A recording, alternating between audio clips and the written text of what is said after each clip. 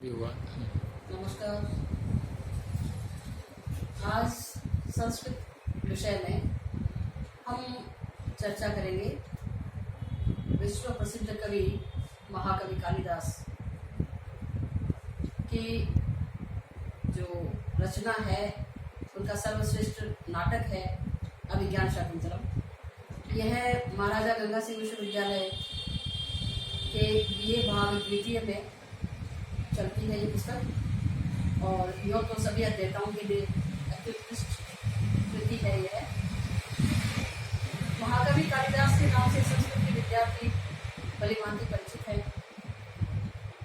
इनकी 7 रचनाएं मुख्य रूप से पाई जाती हैं, जो कि बदंतियाँ और अनेक ग्रंथों के बारे में कहा जाता है, लेकिन प्रमाणित रूप से ये 7 कृतियाँ हैं, जिनमें 2 हैं इनके महाकाव्य रघुवंश और कुमार संभवम, और 3 हैं इनके नाटक अभिज्ञान शाकुंतलम, विक्रमोर्वशीयम और मालविकाग्निमित्रम। 2 है नीति काव्य मेघदूत और ऋतु संहार। इन्होंने उपमा के क्षेत्र में इतनी सुंदर सुंदर उपमाएं दी है जो अन्य किसी भी कवि में नहीं पाई जाती। इसके लिए श्लोक भी है, उपमा कालिदासस्य भारवेरर्थ गौरवम दंडिनः पदलालित्यम मागी संति त्रयोगुणः। उसमें से हम जो समझ सकते हैं कि कालिदास की उपमा जो है वो सर्वश्रेष्ठ है। इतनी सटीक और इतनी पूर्ण उपमाएं दी हैं इन्होंने कि सोच करके अध्येता दंग रह जाता है, हर्षित हो जाता है कि वाह क्या उपमा दिया। अभिज्ञान शाकुंतलम नाटक जो है, कहते हैं कि काव्येषु नाटकम रम्यम तत्र रम्या शकुंतला तत्रापि चतुर्थो अंक है तत्र श्लोक चतुष्टयम। माने काटे की जितनी विधाएं हैं उन सब विधाओं में नाटक जो है वो श्रेष्ठ माना जाता है। क्यों माना जाता है बच्चों?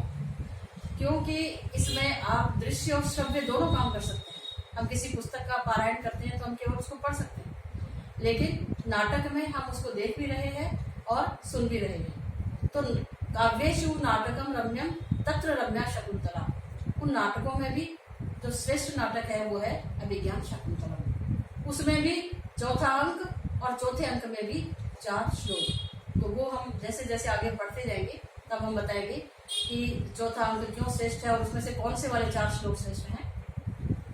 अभी बात यह है कि नाटक की जो विधा है वो वास्तव में श्रेष्ठ है। तो ये जो विश्व प्रसिद्ध नाटक है अभिज्ञान शाकुंतलम, हम अब इसको पढ़ना प्रारंभ करते हैं। इसमें मुख्य पात्रों में नायक है राजा दुष्यंत, नायिका शकुंतला है, उनकी 2 प्रिय सखियां हैं प्रियंवदा और अनसुया, कण्व ऋषि का आश्रम है, और राजा का एक अनन्य मित्र है जो विदूषक के नाम से प्रसिद्ध होता है, वो है अनन्य मित्र राजा का। तो इस तरह से ये नाटक चलता रहता है आगे। बहुत ही सुंदर और बहुत ही उत्कृष्ट कोटि का ये नाटक बन पड़ा है। हम इसका पहला श्लोक प्रारंभ करें उससे पहले मैं आपको बताना चाहूंगी कि हमारी संस्कृति में ये एक परंपरा रही, सुदृढ़ परंपरा रही कि पहले मंगलाचरण किया जाता है। मंगल आचरण अर्थात ये जो भी मैं कार्य करने जा रहा हूँ वो निर्विघ्न समाप्त हो जाए, उसके लिए लेखक कवि अपने इष्ट की स्तुति करते हैं, आराधना करते हैं, वंदना करते हैं। ये मंगलाचरण जो है वो 3 प्रकार का माना जाता है, विषय वस्तु निर्देशात्मक, आशीर्वादात्मक और नमस्कारात्मक। तो ये शाकुंतलम में जो पहला श्लोक है महाकवि ने लिखा है ये आशीर्वादात्मक है कि इस प्रकार की जो भगवान शंकर की 8 मूर्तियां हैं वो आप सबका कल्याण करें। कौन सी 8 प्रकार की मूर्तियां? इसके लिए ये श्लोक है। और आप लोग ये जानते होंगे, नहीं तो जानना चाहिए कि भगवान शंकर के और माँ काली के अनन्य उपासक हैं कालिदास, जैसा कि इनके नाम से भी पता चल रहा है। तो श्लोक में इन्होंने भगवान शंकर की 8 मूर्तियों का वर्णन किया है। या सृष्टि सृष्टुराद्या वहति विधिहुतम या हविर्याच पुत्री। द्वे कालम विधत्त है श्रुति विषय गुणा या स्थिता व्याप्य विश्वम यामाहु सर्व बीज प्रकृति रीति यया प्राणिनः प्राणवन्तः प्रत्यक्षाभि प्रपन्नस्तनुभिरवतु वस्ताभि रसनाभि रीशः। या माने जो, यत जो शब्द होता है उसके रूप चलते हैं स्त्रीलिंग में, यह यो ये वो तो पुल्लिंग में, और या ये यह ये चलते हैं स्त्रीलिंग में। जैसे सह तो ते तद के चलते हैं रूप, उसी तरीके से यद शब्द के रूप चलते हैं या ये या। तो स्त्रीलिंग में या माने जो भगवान शंकर की वह मूर्ति जो सृष्टि सृष्टुराद्या, आद्या सृष्टि, आद्या सर्व प्राचीन सर्वप्रथम सृष्टि माने रचना, किसकी? सृष्टु माने विधाता की। विधाता कौन है? ब्रह्मा। तो भगवान शंकर की वह जलमयी मूर्ति जो विधाता की ब्रह्मा की सर्वप्रथम रचना है, एक मूर्ति। वहति विधि उत्तम या हवि, दूसरी मूर्ति जो विधि पूर्वक हवन की हुई सामग्री को वहति माने ले जाती है। कहाँ ले जाती है? उन देवताओं तक पहुंचाई जाती है। प्रिय विद्यार्थियों, आप लोग जानते होंगे कि अग्नि को सभी देवताओं का दूत माना गया है और सभी देवताओं का मुख भी माना गया है। तो हम यज्ञादि जब संपन्न करते हैं तो विभिन्न देवताओं के नाम से हम आहुतियां देते हैं। पहले उनका हम आमंत्रण करते हैं कि आप आइए, तो वो भी हम अग्नि देवता के द्वारा ही उनको आहुत करते हैं। उसके बाद में जब हम मान लेते हैं, पुष्पासन बिछा दिया जाता है यज्ञ वेदी के चारों तरफ, और ये मान लिया जाता है कि वे तत्त देवता आकर के विराजमान हो गए। अब जो यज्ञ करने वाले हैं वो क्या करते हैं कि उसमें आहुति देते हैं। आपने देखा होगा, आहुति देने का भी एक विधान होता है। ये नहीं कि ऐसे हमने उठाया हविष्यान्न को और यूं डाला। क्या होता है इसमें? यूं हविष्यान्न को लिया जाता है और अग्नि में इस तरीके से छोड़ा जाता है। तो जो हमने छोड़ा, जैसे बृहस्पति स्वाहा, तो बृहस्पति के नाम से हमने स्वाहा माने उनको हमने खाद्यान्न दिया, हविष्यान्न दिया। उस हविष्यान्न को हम ये मानकर चलते हैं कि वो बृहस्पति देवता तक पहुंच गया, क्योंकि अग्निदेव को उनका मुख माना जाता है। तो भगवान शंकर की वह अग्निमयी मूर्ति जो विधि पूर्वक हवन की हुई सामग्री को वहति माने ले जाती है, उन देवताओं तक ले जाती है जिनके नाम से आहुति दी जाती है। तीसरी मूर्ति या च पुत्री, जो स्वयं यज्ञ स्वरूपा है, जो यज्ञ संपन्न कराने वाला यजमान है, उसको भी साक्षात भगवान शंकर का ही रूप माना गया। तो तीसरी मूर्ति कौन सी हुई? या च पुत्री, जो स्वयं यज्ञ स्वरूपा है, यजमान स्वरूपा है। ये द्वे कालम विधत्त है। फिर वे दो मूर्तियां और कौन सी? जो द्वे कालम विधत्त है, जो दो कालों का निर्धारण करती है। दो काल कौन से?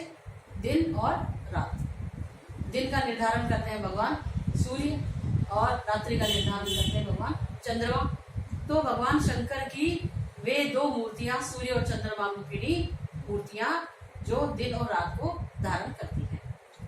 श्रुति विषय गुणा या स्थिता व्याप्य विश्वम, भगवान शंकर की वह आकाशमयी मूर्ति जो श्रुति विषयक गुण वाली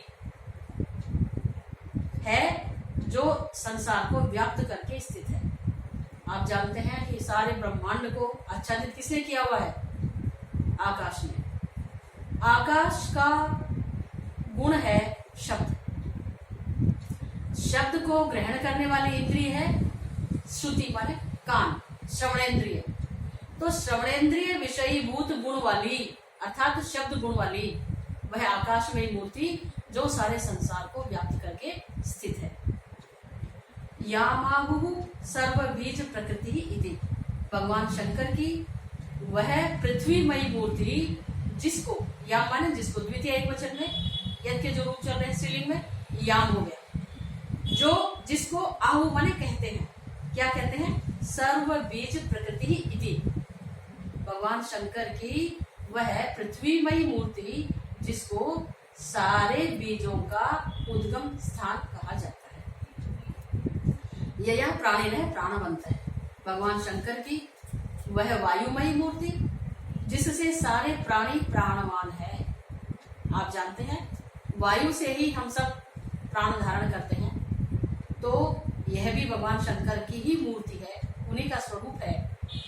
तो यह माने जिसके द्वारा, वह वायुमयी मूर्ति जिसके द्वारा सारे प्राणी प्राणवान है, प्राण धारण करते हैं। प्रत्यक्षाभिः, ये जो प्रत्यक्ष हैं, प्रत्यक्ष का मतलब क्या हुआ? अक्ष का अर्थ होता है केवल आंख नहीं, हमारी पांचों ज्ञानेंद्रियां। तो पांचों ज्ञानेंद्रियों का जो विषय है, पांचों ज्ञानेंद्रियों के द्वारा जिसको हम ग्रहण कर सकते हैं, उससे युक्त, प्रपन्न माने युक्त, तनुभी माने मूर्तियों से, अवतु माने रक्षा करें, वस्ताभिर अष्टाभिर ईश है, वह माने आप लोगों की, ताभी माने उन, अष्टाभी माने 8, ईश माने भगवान शंकर। एक बात आप जानिए कि जो विभक्ति विशेष्य में लगती है वही उसके विशेषण में लगती है। तो यहाँ पर जो मूर्ति है तनुभी ही, उसके जितने विशेषण है उन सब में तृतीय बहुवचन ही लगा है। ऐसी मूर्तियां प्रत्यक्षाभिः, ताभिः प्रत्यक्षाभिः अष्टाभिः तनुभिः प्रपन्न है। उन प्रत्यक्ष दिखाई देने वाली, अनुभव किए जाने वाली, अष्टाभिः माने 8, तनुभिः माने मूर्तियों से, प्रपन्न माने युक्त, ईश माने भगवान शंकर, वह माने आप लोगों की, अवतु माने रक्षा करें। 8 मूर्तियां कौन सी हुई संक्षेप में? पहली जलमयी मूर्ति, फिर अग्नि, उसके बाद में यजमान स्वरूपा, उसके बाद हम सूर्य, चंद्रमा, 5 हो गए, छठे हो गए आकाश, 7वीं हो गई पृथ्वी और 8वीं हो गई वायु। तो जो पंच तो महाभूत हैं और उसके अलावा सूर्य, चंद्रमा और यजमान। इस प्रकार से 8 प्रकार की मूर्तियों से युक्त भगवान शंकर आप सब लोगों की रक्षा करें, ये इस पहले श्लोक का तात्पर्य है।